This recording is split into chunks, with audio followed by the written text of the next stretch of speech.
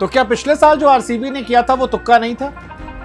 Well, SRH के सामने पहले मैच में तो यही लगा कि वो तुक्का नहीं था, क्योंकि इस मैच में आरसीबी ने सारे बॉक्सेस टिक कर दिए। मतलब विराट कोहली साहब ने 16वें ओवर की पहली बॉल पर छक्का मारा, 3 चौके मारे और मैच फिनिश कर दिया। आरसीबी ने 200 रन सबसे तेज आईपीएल में चेस कर। विराट कोहली एक बार फिर एंकर करते हुए नजर आए और एंकर में भी वो 181 का स्ट्राइक रेट मेंटेन कर रहे थे।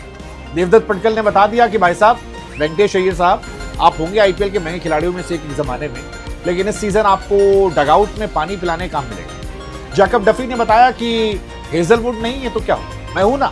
और फिल सॉल्ट ने कहा कि आज बैट से रन नहीं निकले, लेकिन फील्डिंग में वो करके दिखाऊंगा जो आपको मैच जिता दे। और एक्चुअली में फिल सॉल्ट ने मैच जिताने में बहुत बड़ी भूमिका निभाई, क्योंकि जो कैचेस उन्होंने पकड़े हैं वो अनरियल, खासतौर पर वो ईशान किशन का कैच। मतलब मैं अभी भी इस सदमे में हूं, कैच पकड़ कैसे लिया, लेकिन पकड़ा तो क्या खूब पकड़ा। क्लासन ने कैच पकड़ा, ईशान किशन ने कैच पकड़ा, और इस पकड़ने के असर था कि मैच जो है वो पूरी तरह से छिटक कर चला गया आरसीबी के खाते।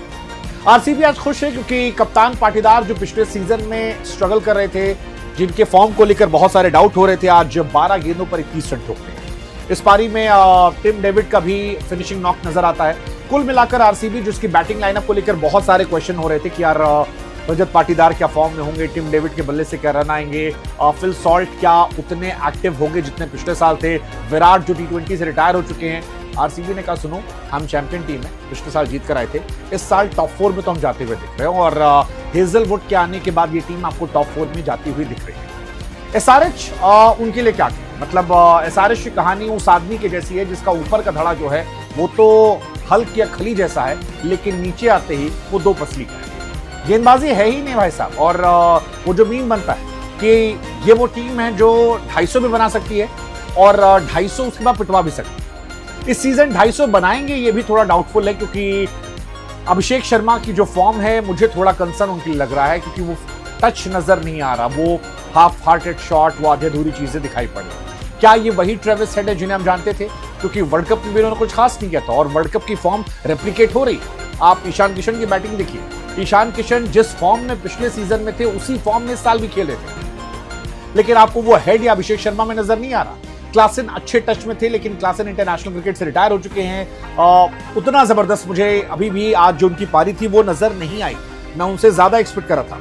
अनिकेत वर्मा हालांकि जरूर है जिन्होंने प्रॉमिस किया है कि वो इस सीजन में कुछ बड़ा कर सकते हैं, कई कमाल के शॉट लगाए, जबरदस्त पारी जो है उन्होंने खेली। लेकिन कुल मिलाकर एसआरएच के लिए डिसअपॉइंटमेंट बहुत ज्यादा है, क्योंकि एसआरएच टीम के तौर पर कमजोर यूनिट है। मतलब अगर आप इस तरह की टीम लेकर जाएंगे तो बहुत मुश्किल है कि आप टूर्नामेंट के टॉप 4 में पहुंच सकते हैं, क्योंकि आप नीतीश कुमार रेड्डी के जरिए ओपन नहीं कर सकते। आपके प्राइम बॉलर जयदेव उनतकट अगर है तो आपकी टीम की बॉलिंग समझ में आती है, क्योंकि उनतकट 3 ओवर 29 रन, हर्ष दुबे 3 ओवर 35 रन। अगर आप ईशान मलिंगा की बात करेंगे, आपका फॉरेन बॉलर 2 ओवर में 35 रन पिटता। और रजत पाटीदार ने सच कहें तो मजाक मजाक में उनकी पिटाई की, जिस तरह से पिटाई की है वो एक ऑर्डिनरी बॉलर लग रहे थे, ऐसा लग रहा था कि एक क्लब के बॉलर की पिटाई हो रही है, क्योंकि उनकी वाइड बॉल बचाने के लिए ईशान किशन ने रिव्यू ले लिया था, जो अपने आप में दर्शाता है कि ये टीम जो है वो कितनी ज्यादा कमजोर हो चुकी है। एंड सेम कहानी जो है वो आपके पर्पल पटेल की है। जमाने में आरसीबी से खेलते थे, लेकिन आज विराट कोहली साहब ने मार मार के धुआं कर दिया, और लास्ट ओवर में जो पड़े उनको 17 रन चाहिए थे। पहली बॉल पर छक्का, दूसरी पर चौका, फिर चौका, फिर चौका, फिर चौका, और 69 रन विराट कोहली के, जिसमें 5 छक्के 5 चौके। और ये बताया कि हर्षल पटेल को हम खेलना चाहते हैं, और हर्षल पटेल का जो पीक था वो पीक फिलहाल खत्म हो चुका है। आईपीएल की हिस्ट्री की बात की जाए तो जो हाईएस्ट टोटल है आज उसमें एक बड़ा इजाफा देखने को मिला। तीसरे नंबर पर चेस करते वक्त आरसीबी का रहा। थर्ड हाईएस्ट चेस जो है आज आरसीबी ने किया। इससे पहले एलएसजी के सामने 228 थे, पंजाब के सामने 204 थे, आज 202 का चेस किया। लेकिन सबसे बड़ी बात यह कि 15.4 ओवर में यह चेस किया गया है, जो बताता है कि आरसीबी ने मॉडर्न डे क्रिकेट को अपना लिया। सबसे अच्छी बात यह है कि आरसीबी के लिए कि उनके पास बैकअप देखिए, अभी हेजलवुड आना बाकी है, और जब हेजलवुड आएंगे तो आप इमेजिन कर सकते हैं कि टीम कितनी ज्यादा खतरनाक हो सकती है। मतलब Hazlewood actually he is some different beast. वो आएंगे, डफी रहेंगे या रदरफोर्ड को आप खिलाओगे पता नहीं। मतलब इनके लिए तो मुश्किल ये भी है 4 विदेशी खिलाड़ी खिलाए कौन, क्योंकि वो बेथेल जिसने इंडिया के सामने शतक मारा था आज वो डगआउट में बैठा है। रोमारियो शेफर्ड अगर ये खेलते हैं तो वो कहां जाएंगे।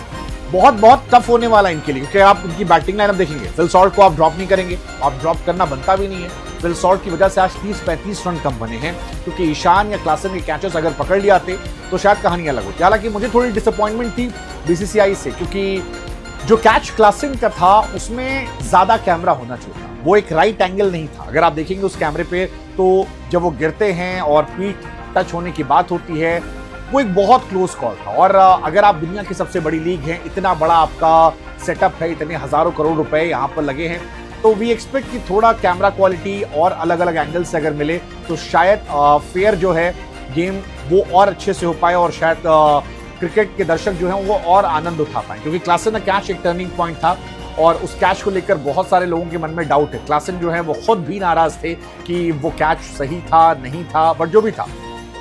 But Phil Salt what a player man.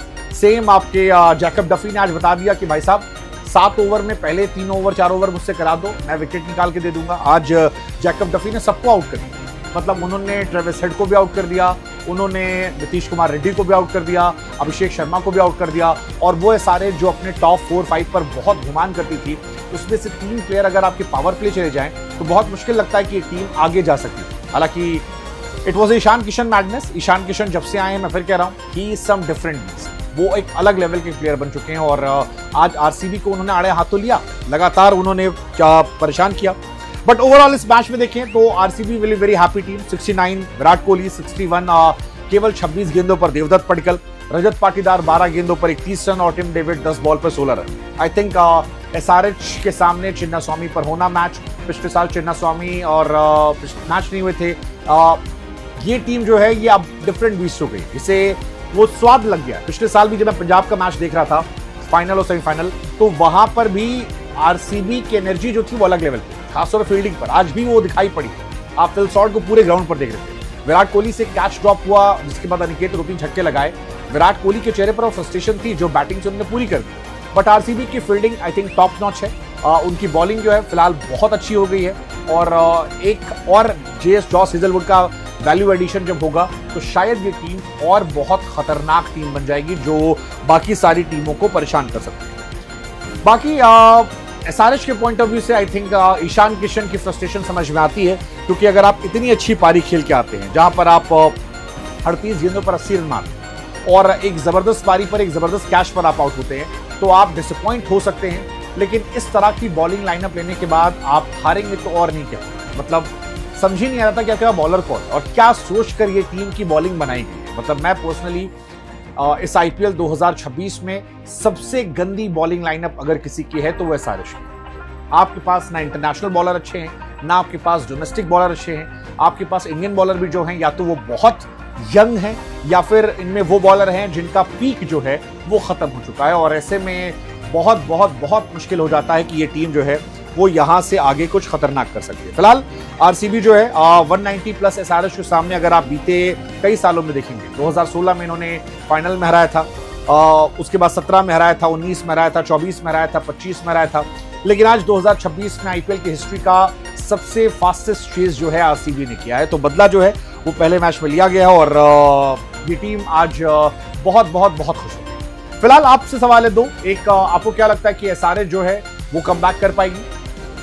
मैं आरसीबी को टॉप 4 में देखूं। मेरे हिसाब से आरसीबी टॉप 4 में जाती हुई दिख सकती है अगर वो कुछ बहुत ड्रास्टिक गड़बड़ नहीं करते, क्योंकि टीम जो है पहले मैच में जो टेम्पो मिला है आई थिंक इन्हें कॉन्फिडेंस बहुत बूस्ट करने वाला है। और आप जानते हैं कि विराट की टीम को अगर कॉन्फिडेंस मिल जाए, वो कहते हैं ना कि खून का स्वाद लग जाए, तो ये टीम डिफरेंट है। एसआरएच की कहानी मुश्किल लगती है। बाकी कल का मैच एमआई वर्सेस केकेआर का बताओ, एमआई वर्सेस केकेआर में कौन? हाँ, गोज फॉर एमआई यार। आई थिंक एमआई बहुत परफेक्ट टीम है, but you never know. Kolkata के पास बहुत सारे मैच विनर्स हैं और कई बार सरप्राइजेस होते हैं। आईपीएल यही है, नए खिलाड़ियों के पास मौका है। वैभव अरोड़ा से जब मैंने पूछा, मैंने कहा आपकी टीम में तो बॉलर ही गायब हो, तो उन्होंने कहा यही तो अपॉर्चुनिटी है इस साल हीरो बने। So I think it's about right mindset. Coaching staff बहुत तगड़ा है, सीनियर प्लेयर बहुत अच्छे हैं और अगर ओवरऑल वो फाइट देते हैं तो फिर दे कैन चेंज। बट ये बहुत डिपेंड करेगा वैभव पर, बहुत डिपेंड करेगा वरुण चक्रवर्ती, वरुण मिस्ट्री, क्या वो अपनी मिस्ट्री में मुंबई को हंसा पाएंगे? Let's see tomorrow.